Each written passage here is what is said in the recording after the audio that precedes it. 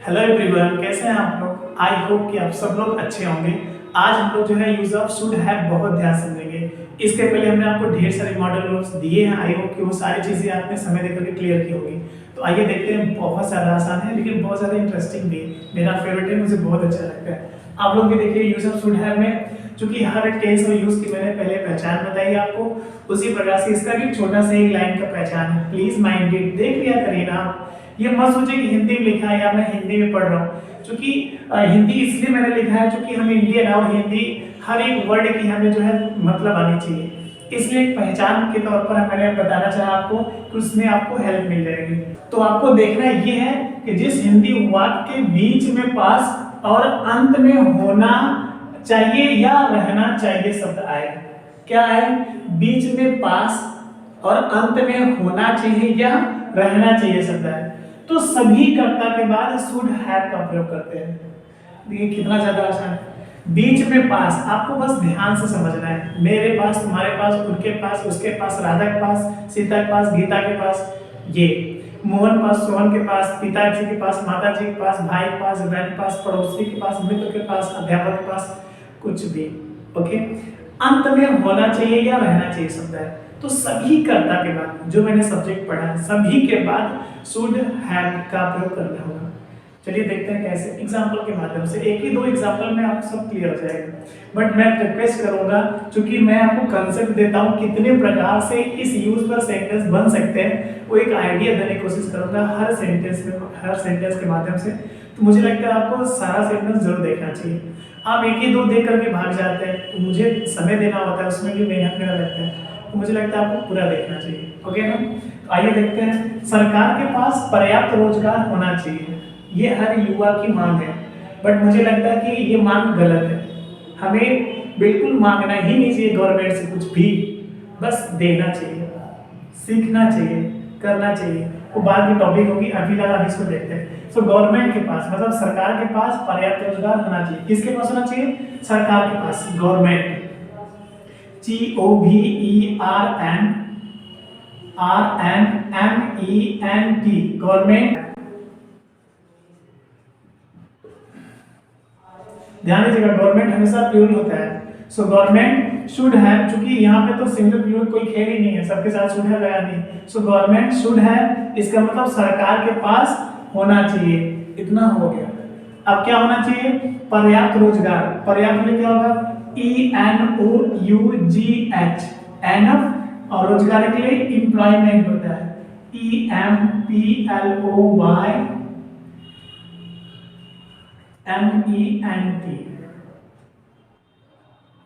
तो आपने क्या देखा?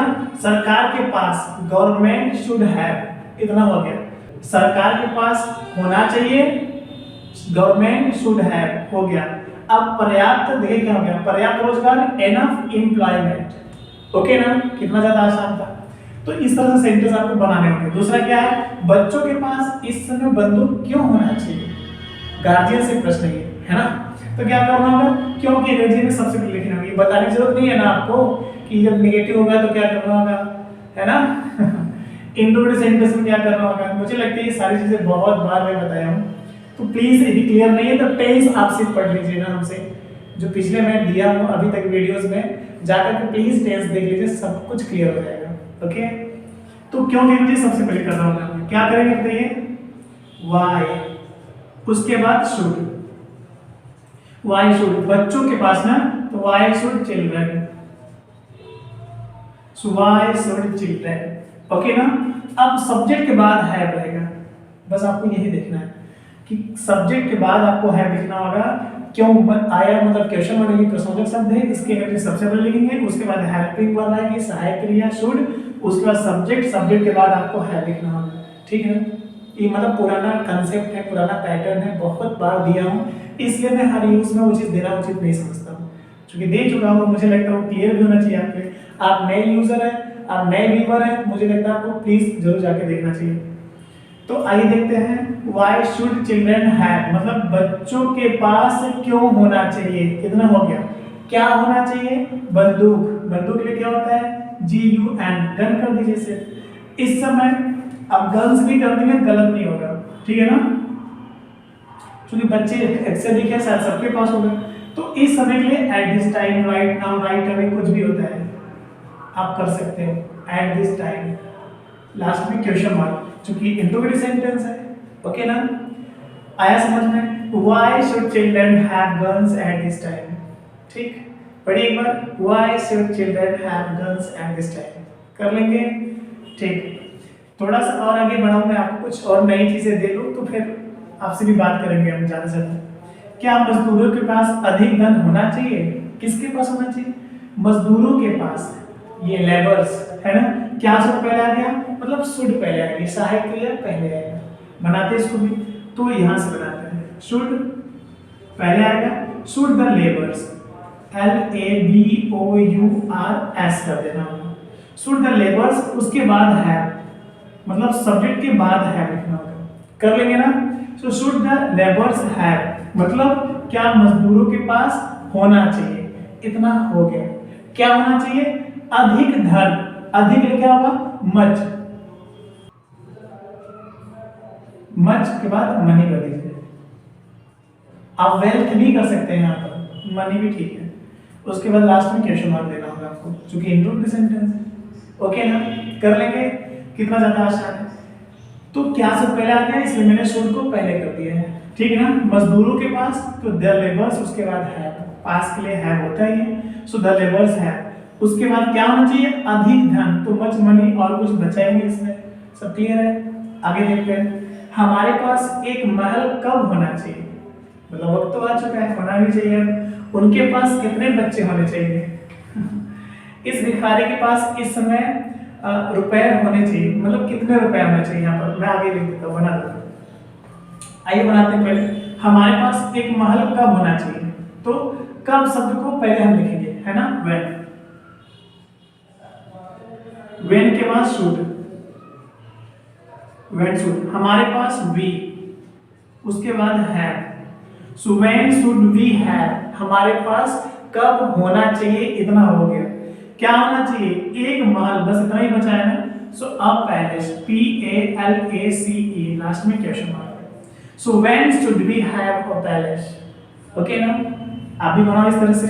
उनके पास कितने बच्चे होने चाहिए? कितने बच्चे, चलिए किसके पास? उनके पास, बट कितने बच्चे पहले लिखेंगे। क्या होगा? बच्चे गिन सकते हैं, इसलिए how many, how many children.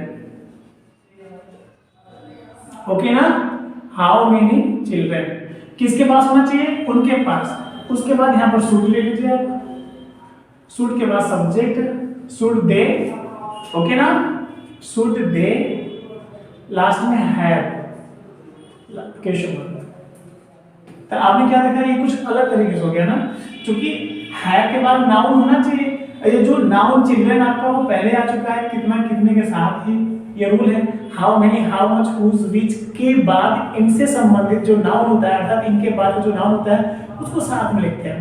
अब कितनी गायें, हाउ मेनी काउस। किसका भाई, हुज ब्रदर। कितना पानी, हाउ मच वाटर। कर लेंगे उसी प्रकार से। तो हाउ मेनी चिल्ड्रन मतलब कितने बच्चे, ये साथ में हो गया। उसके बाद मैंने सहायक क्रिया लगाई शुड। अब किसके पास? उनके पास, तो उनके लिए दे होता है, यहाँ पर दे रहा है मैंने सब्जेक्ट, लास्ट में हैव कर रहा था, उसके बाद क्वेश्चन मार्क लगाना, क्योंकि इंट्रोगेटिव सेंटेंस है। कर लेंगे ना।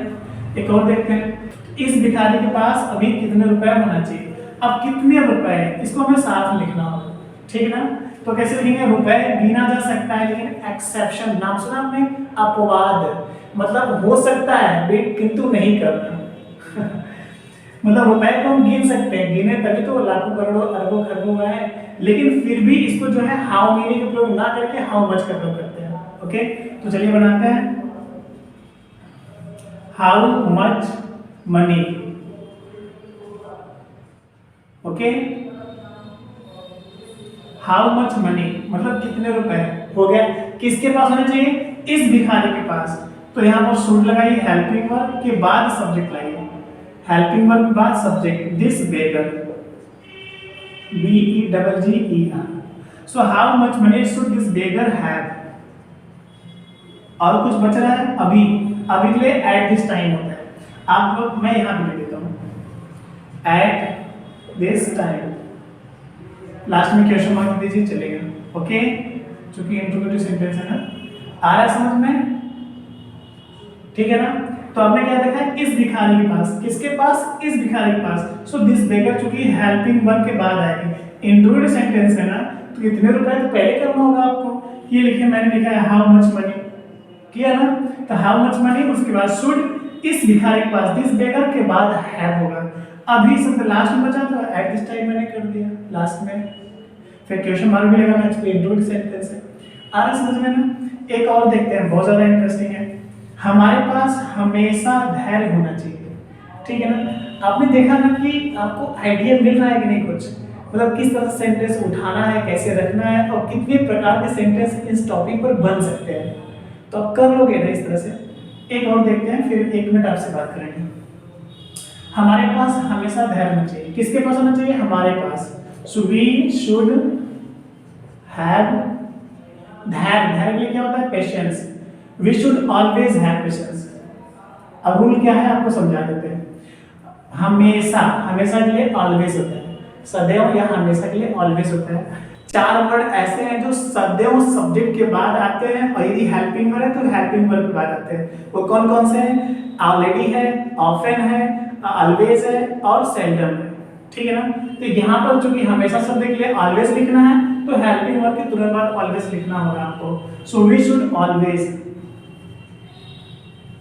ऑलवेज हैव, ठीक है ना, मतलब ऑलवेज शब्द बीच में आएगा, उसके बाद हैव आएगा, ठीक है ना। अब क्या बचा हमें, धैर्य, धैर्य के लिए पेशेंस होता है, तो PATIENCE,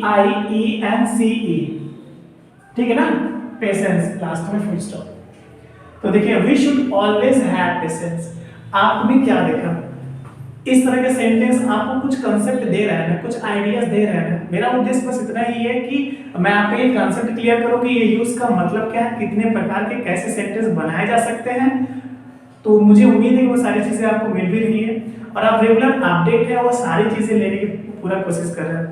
और यदि आपको सच में ये बहुत अच्छा लगा, तो उम्मीद है कि पहले की तरह आप हमेशा जो है अपनों के बीच में जो भी इन सभी बातों से अनजान है उन्हें शेयर करेंगे, उनको कन्विंस करेंगे, उन्हें ये बताने की कोशिश करेंगे कि ये बहुत अच्छी चीज़ है, ये बहुत ज़्यादा हेल्प करने वाली है।